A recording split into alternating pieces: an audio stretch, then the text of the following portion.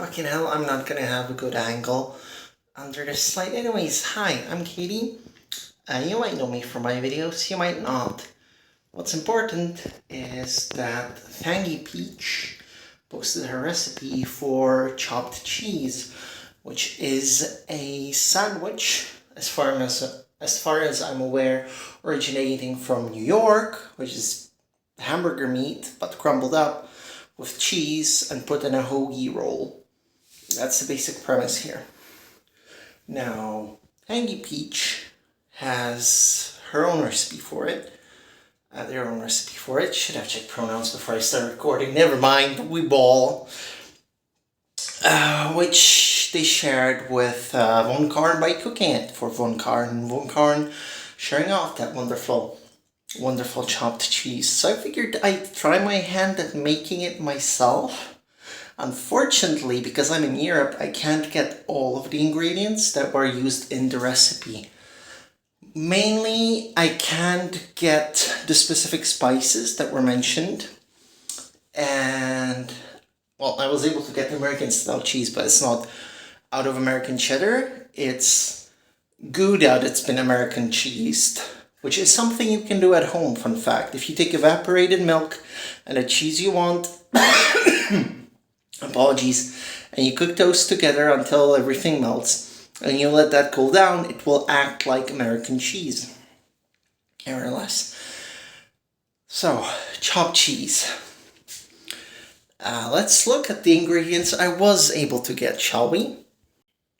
Ignore the soda. So what I was able to get, what is part of the recipe, a baguette, a short French-style baguette. Now, Von Karn's Fangy Peach, Von Karn blogged it, that's why I remember it. Sorry about the state of my kitchen. Anyways, Fangy Peach mentioned getting the best bread you can get with a good crust that's crumbly inside, and those are hard to get on weekends at 7 p.m. when you're getting home from work and you're just hitting up a supermarket to get everything. So this is what I got. This is the French baguette. Short one. They had one double the size. It's not 6 inches. 6 inches will be about this, I think. So I would have to be cutting the ends, which would add to the aesthetic, I suppose. And sorry, not sorry about the state of my kitchen. Again, I literally just got home. Anyway, the baguette. Then, the cold stuff that you're gonna put on. Some lettuce. Which is, technically it's optional, because the point of the chopped cheese is that it's a cousin of the Philadelphia cheesesteak, where instead of using really thin slices of fucking steak that have been pan-seared and mixed with a cheese, provolone American cheese was, it's ground beef from a burger patty that's been mixed with a cheese. How's that? A singular tomato. Now, technically speaking, I shouldn't be having tomatoes and tomato-derived products because they trigger my eczema. I have atopic eczema. It's triggered, we've learned, like last year, by tomatoes and citruses. So I can't eat mandarins in the winter and I should not be eating tomatoes. But it's like lactose intolerance for me. I know I shouldn't, but I will because tomatoes are tasty. Except I don't fart my heart out if I eat a tomato. I break out in a rash. You can see an example on my arm if you want to bother with that. Yeah. Following the recipe, 1 yellow onion. It will get chopped up as part of the meat, which I might be able to get to now. Yeah, it's fine if I just, it's a secret for the meat. Now, I was looking at a burger patty, kind of poofed up suddenly, but it's supposed to be Yeah, it's still like 5 days away. So it's probably just over-gassed. Doesn't look bad. I don't see anything green on it. So I'm choosing to trust them. It might be bad, but I'm choosing to trust them. Nevertheless, they were burger patties, but those had wheat protein in them to keep them stable. So those would be harder to break up. And as I mentioned, American style cheese. This one's Gouda. They're claiming it's with butter. So I don't know. It'll be interesting to see. I can see in the packaging it's individual slices and they are individually wrapped. So it is American cheese, as American as it gets. What I forgot to get, or I didn't bother to get because I wouldn't use it much, was ketchup and mayonnaise. So we will have to settle for tartar sauce. Settle. I say that as if tartar sauce wasn't fucking banging. You know, it's mayo with pickles in it. And onions and garlic. So all the good stuff. Yeah, the rest of the bag is just drinks. Soda, fucking milk, and turns out the store was selling Ramoon. So I got myself some cooler Ramoon. As far as the spices go, I said I could not get my hands on the specific spices Fangy Peach mentioned. So I'm gonna go with my personal holy trinity, which I use basically everywhere. Granulated garlic, sweet paprika, oregano, salt and pepper is basic. The salt's a big old bag there. The pepper's a crown, just black pepper, so I won't be getting those out for this. Right, that's the ingredients. The ingredients. So let me summarize how it's gonna go for you. How it's gonna go. And well, I'm planning to edit this, so hopefully I will have actual footage to show. It's gonna be awkward to position everything, but we'll manage. So the recipe is you get a pan ripping hot with a tiny layer of oil. You throw in the meat that you're using, appropriate to the size of your bread.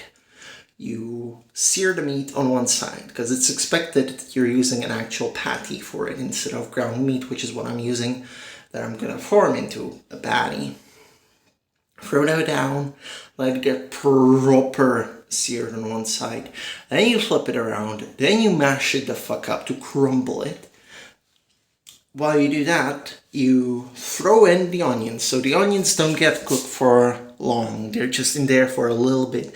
Oftentimes, onions get done first so that they turn translucent and their flavor gets in the oil. Not in this case. In this case, they will be a little bit of a surprise, a little juicy bite in the meat. So get the meat seared, mix in the onions, line it up, put on the cheese, right? Turn off the heat, put on a lid so the cheese can steam and melt proper. And with a prepared roll, with a dressed roll, which means you will put on ketchup and mayo, in my case tartar sauce, and then it's up to you if you put in the veggies on the bottom and then the meat, or the meat and then the veggies on top. I'm gonna go for veggies on bottom, I think. At least I'll try to, because I have experience with kebabs here. I'm Czech, so we're close to Germany, meaning all the Turks that went to Germany to fix it up also made their way over here eventually to help fix it up here. And after having been in Germany, they developed the doner kebab there, so they brought it with them, introduced it here. Doner kebab's a sandwich. You might know it as a gyro. A gyro is an appropriate doner kebab. They made their way to Greece. Greeks are like, this is nice, rotating meat. But we don't want to call it doner, so we're going to call it a gyro, which literally means to rotate. Right over. At least on that part. Kebabs are made by putting the meat in the bread, which is a nice triangle bread. It's a very nice bread. So meat on the bottom, then the veggies, then the sauces. Meaning if you're eating it sandwich style, if you don't get it as a wrap, you're gonna get a bite and it's gonna be all veggies. You're gonna have to go from the sides to get some meat. But still the top of the triangle is gonna be the veggies, which is very awkward. This way with the roll, if I put the veggies on the bottom, I'll start with a meaty bite on top and then have the veggies on the bottom. So, explanation over. Explanation of the recipe over. Now let's get footage of me actually cooking it. Which will be quite awkward because I don't have a stand. I'm leaning my phone against my Lucario bento box. So hopefully you're capturing everything. Also, you should probably tie your hair back if you have long hair like me, but I lost my hair tie, so we ball. Right. First step first. We prep the roll. The meat's gonna be easy. Well, let's get all the ingredients back here. We prep the roll.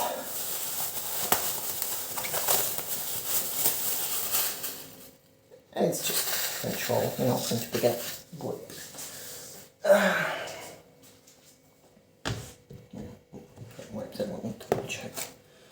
Yeah. I should apologize for the state of my kitchen because I'm not keeping it clean. But again, I have 12-hour shifts. They're tiring me. I need a job at a game store that works 10 a.m. to 6 p.m. weekdays. So that I have time to be a person. So that I have a job that actually fulfills me. But no, they won't hire me for such a thing. And such a thing doesn't fucking exist anymore. Well, there's one store, but they won't hire me there. They don't know me and they don't hire people. They're a small operation. It's like you have to be friends there for a chance at getting a job. Meaning I need to start showing up there on my days off to hang out and play games so I can become a staple of the store and have a chance at getting hired there.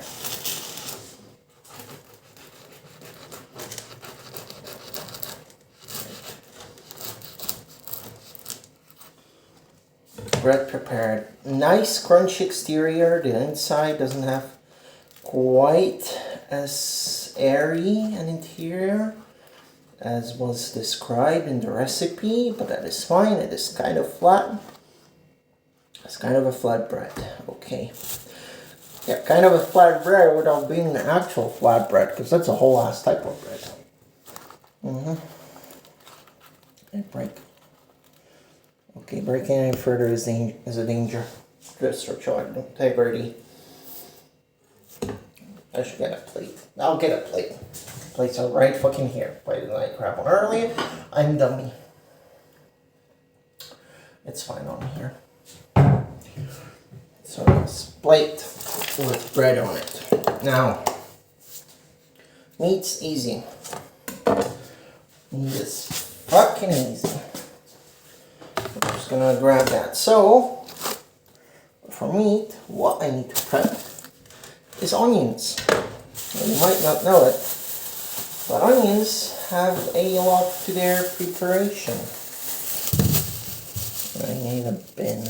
Oh, annoying. I'm gonna use this bag. So, onions should be stored with the skin on, always. It protects them. It lets them last for months. That's why all the fucking recipes and all the cuisines use onions and garlic. Because those suckers hung up in the cupboard, properly skinned, are in a protective shell and will not go bad. Unless shit happens. So, let's put this away for a second. Right. This here's the top. This here's the root. You seeing this shit? Root, top. We are cutting the top. You want to use a very sharp knife because you're breaking the cells, and when you break the cells, the onions goes like, hey, what the fuck, and starts releasing all the oils. Now we can cut it in half. Boom. Now it's up to you how much you use.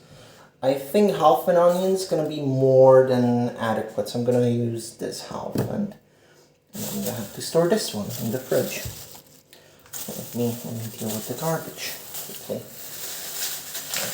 Get another bag for it, I guess. Yeah, I do have another bag. But the moment you cut an onion like that, you have limited time. You need to use it within like 3 days at most. Because it's gonna start getting dry outside and tacky. And that's not good. You don't want that for your onion. Because that's where all the flavor is. And the fucking sauce that it has. Okay. So with that, then I can peel the rest of the peel off with relative ease. Now if you are a wuss, you can put it under hot water for a bit. It washes off. Water traps all the oils that are being released into the atmosphere that are causing you to weep. But that's not important. So next up, what we will do, depending on the size of your dice, you're either going to cut through it like this, understand? Like that, lengthwise. Not the whole way in, right? Then you're going to cut, here's the root, right? So you're going to cut it like that, right? Vertical to the root, but not completely to the root. You want the root to stay there so that you have something to hold on to. So I'm going to go for larger chunks of onion, because it looks like a diced onion recipe, so large chunks are fine, they are allowed. I know the size, it's like a centimeter dice. Yeah, let's go for a centimeter dice.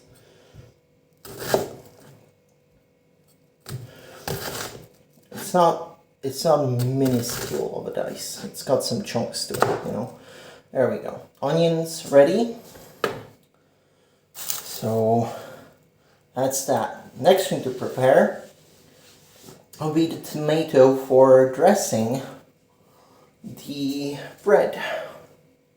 Because the onion's going to go in the meat. So we're going to prepare the tomato.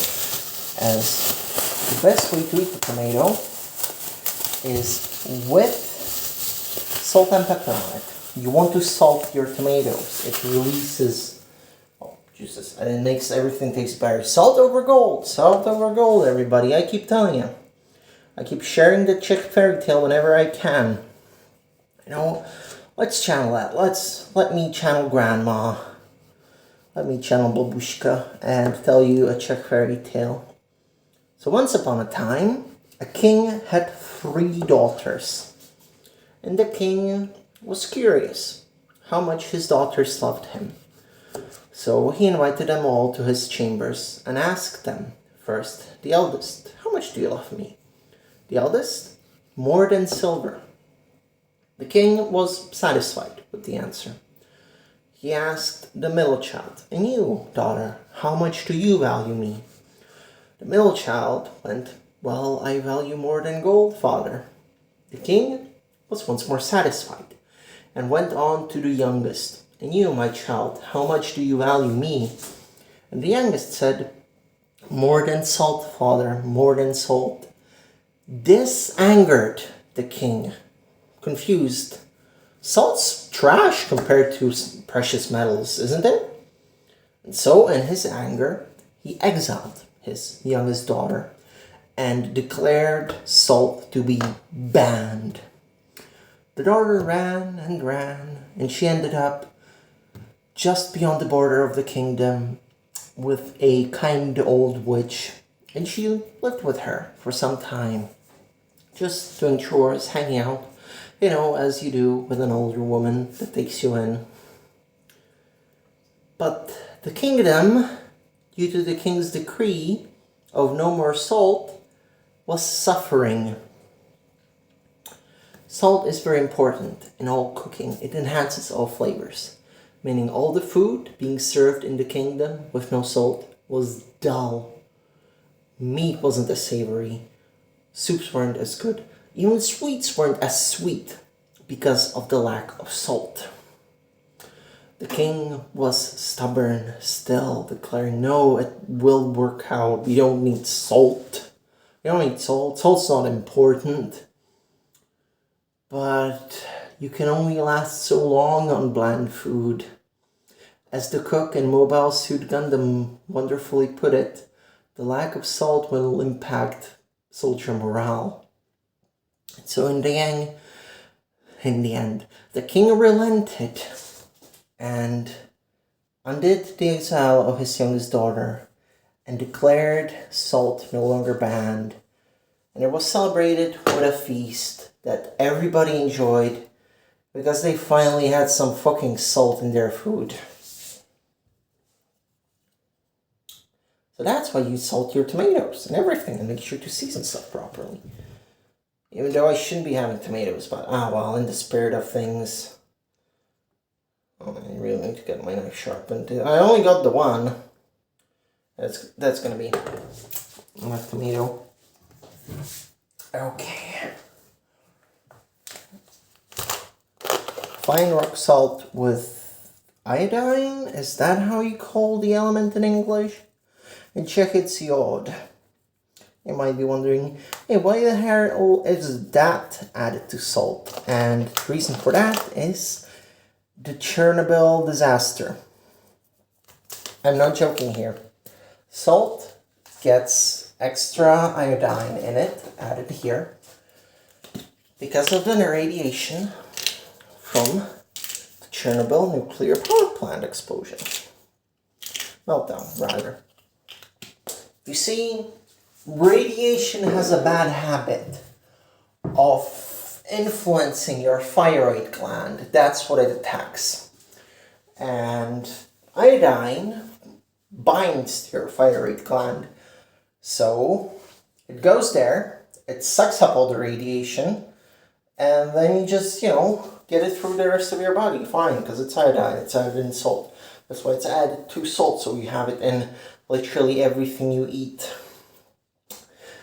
At least that was the story I was told. Another story I was told is that Czechs are nationally and naturally radiation resistant because our country lays on a massive deposit of uranium. So the constant background radiation has immunized us and made us the way we are. Okay. Bit of oil in a pan. I hope the pan is visible past the tomato. It appears so, yes. It was suggested to use neutral oil. The only oil I've got is sunflower oil. It's kind of traditional here. And I enjoy it. I really enjoy sunflower oil. So, I'm to preheat the pan. I have an induction cooker. There's an induction cooker under here, but it's not yet attached. So I need to use this extra one. And it was still dripping hot, but I don't want to have it on a 9. I don't want to risk a 9, so I'm going to go for a 7.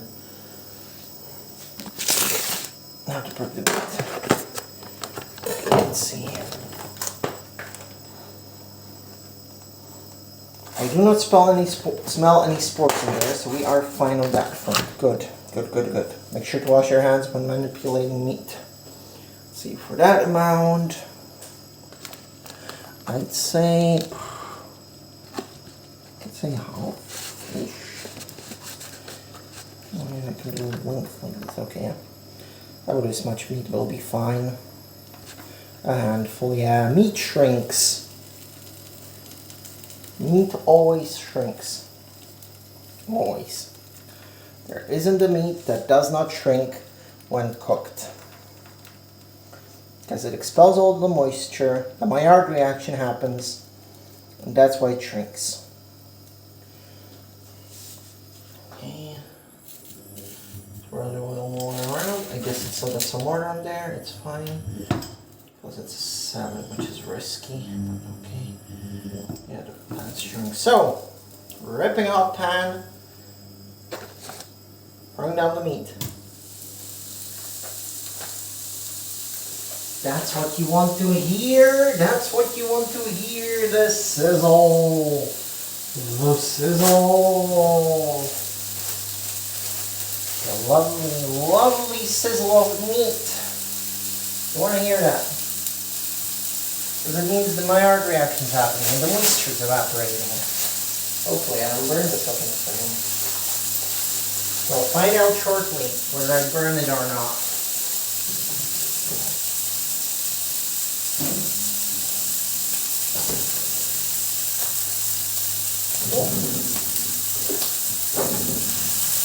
Oh yeah, that was a bad idea. This should be burning like crazy. Not as much of a crust on that. But it's fine, we'll be breaking it apart. Down to 6 on the heat.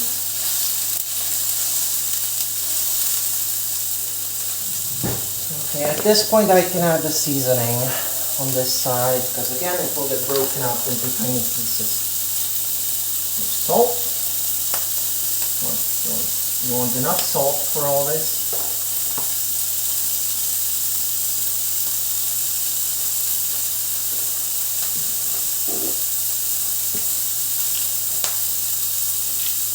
Pepper.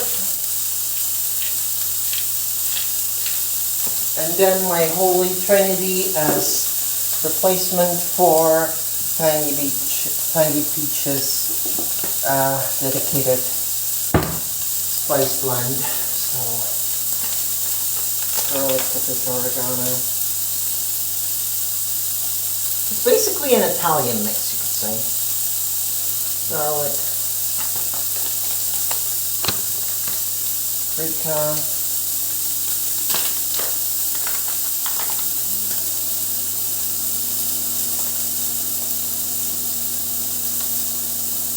sweet paprika, not smoked paprika,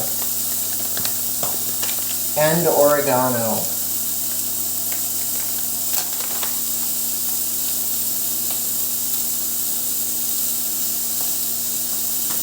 Just dried spices. You know how it goes when you're broke.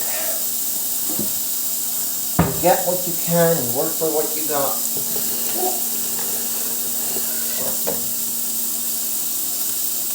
Now, I think we can start breaking this sucker up.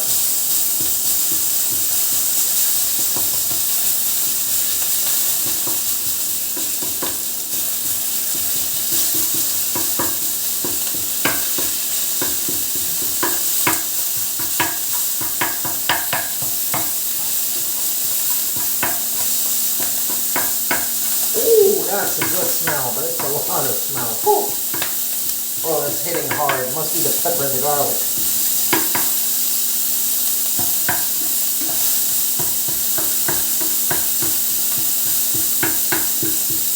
Now, if you have it, I'm sorry about the steam, this thing doesn't fucking work even though I tried to have it work. I don't know why.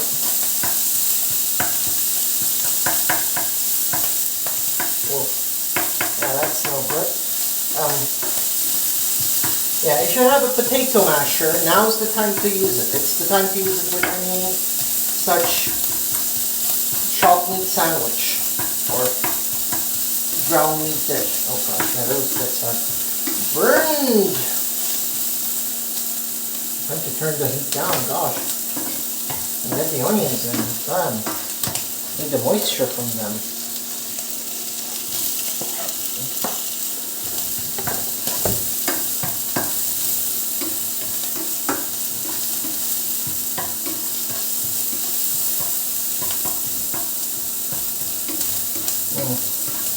Probably undershot the amount of meat I should have used, but it's fine. Maybe I should have made the onions also smaller, but that's fine. Actually, no, that's gonna be more than enough meat. More than enough meat. I just don't have a pan as long as the bread.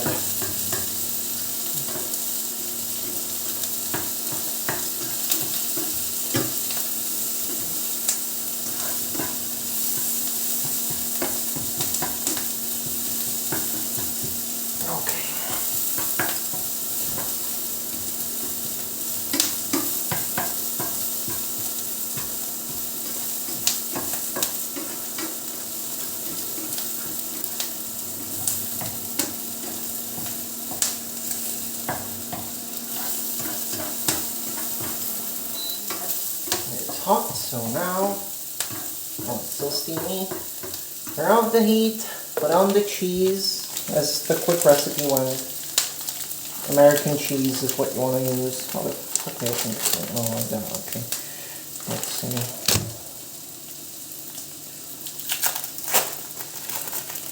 Yeah, Americanized Gouda. It's not Americanized cheddar, so that's that. Okay.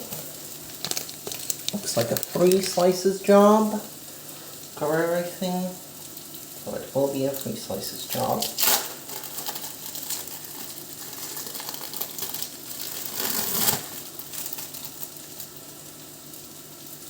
More, I'm not sure. Start off with 3 slices as a base, as a basic. No.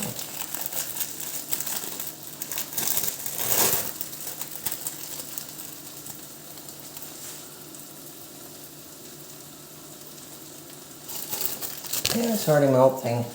And the pot. So it can melt completely. And while it does that, we shall dress the bread. Yeah, a lot of trash bag here. Ignore that. As I said, we're doing it veggies first. So, tartar sauce for me on the bottom. We have this very convenient bag, so I can squeeze it out like that. The way Kewpie mayo goes. Then, now let me put this in the fridge quick. Yeah, I mean it's fine. It should be off the heat. Just let it steam, kind of. Then some lettuce, which is going to be slightly hard to open up as well. It's lettuce. It's fucking lettuce. You want that crunchy water in there for the texture. Might not have a lot of taste, but it has texture. The way bay leaf doesn't have a lot of taste, but it has smell. And that smell's the important part. Okay.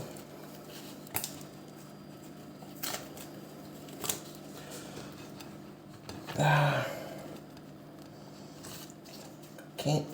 Leaves. There we go. And then tomato in there.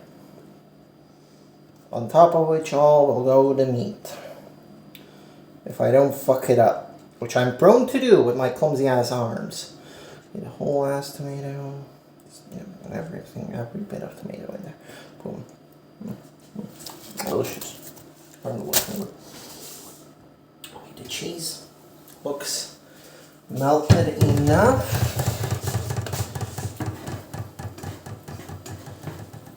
So let's see if I can actually get this sucker out.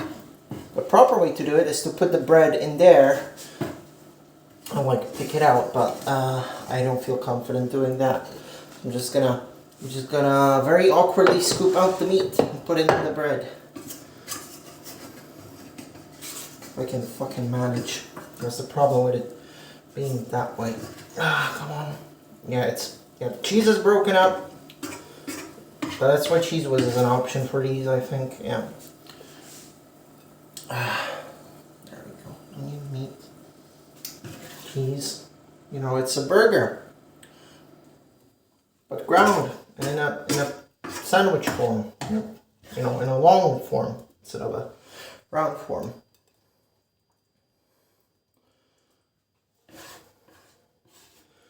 Okay.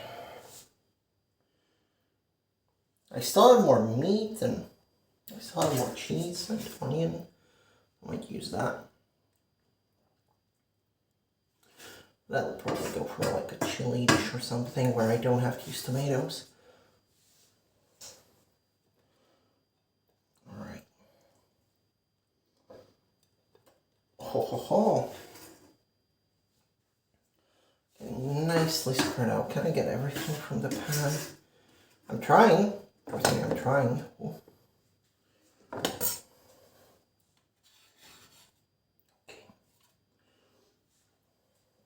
Sharp knife, what would we do without you in the kitchen? The question is, do I wanna slice it in half and risk everything? Well, I do. I want that cross section.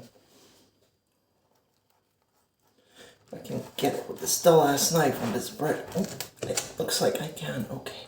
The meat's obviously falling out, but here we go. It's crumbling. It's awkward.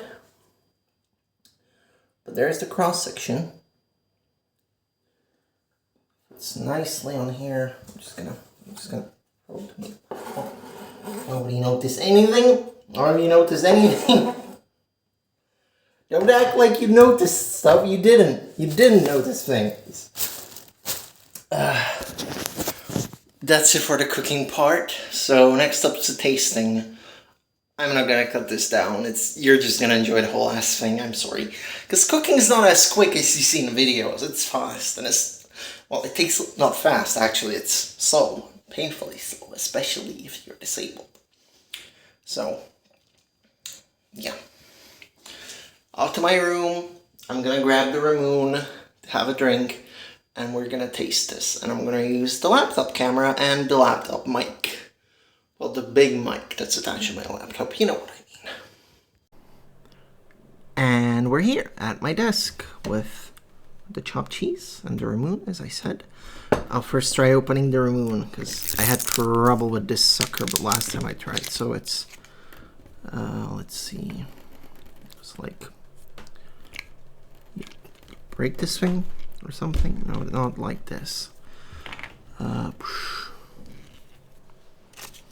Where's the explanation?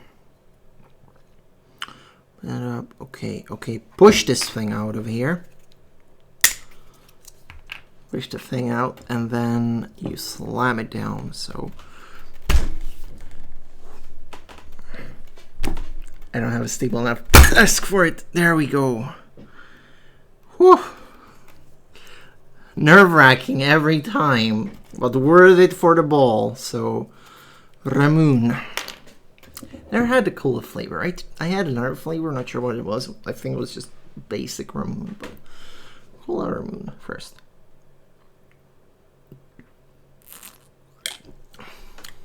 I should have chilled this, but it's not bad.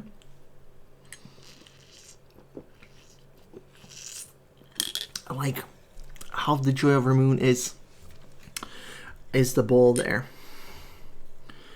You know,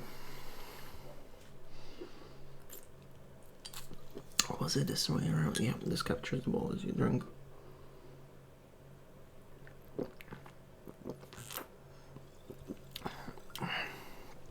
That's my drink for dinner. What do we know? It's this chopped cheese. I fucked up the insertion of it. Weirdly. Well, alright. Got cold pretty quick, I must say. I was expecting it to be warmer. But no, it's kind of cool. Very drippy with the juices. Possibly from the onion, possibly from the meat.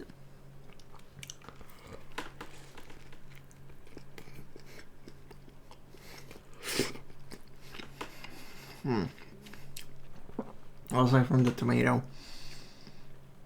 It's so delicious.